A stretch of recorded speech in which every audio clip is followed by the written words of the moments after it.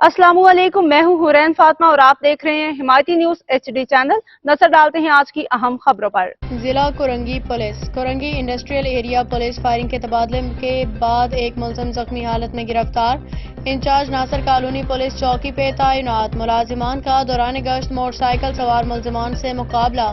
मुलजिमान ने police party को देखते ही अपने पास मौजूद असलहा से फायरिंग कर दी। मुलजिमान के फरार होने की कोशिश, जवाबी फायरिंग के नतीजा में एक डकैत जख्मी हालत में गिरफ्तार।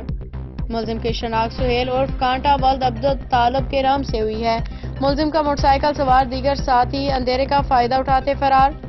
जख्मी मुलजिम से एक अदद पिस्टल, 30 बोर माह एमिनेशन, मसरूका मोबाइल फोन्स और नकद रकम बरामद। गिरफ्तार मुलजिम आदि जराइम पेशा है और Korangi industrial area side B, Korangi federal B industry area, Zaman town और स्पेशल इन्वेस्टिगेशन यूनिट पुलिस के हाथों गिरफ्तार होकर जेल जा चुका है।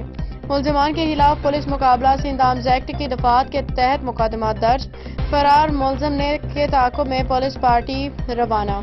जख्मी मुलजिमान को इब्तदाई तिबी इमदाद के लिए अस्पताल मुंतकिल किया जा रहा है। तर्जुमान SSP डिस्ट्रिक्ट कोरंगी गुलाम मुस्तफा जात की रिपोर्ट। मज़ीद अपडेट्स के लिए देखते रहें हिमायती न्यूज HD चैनल।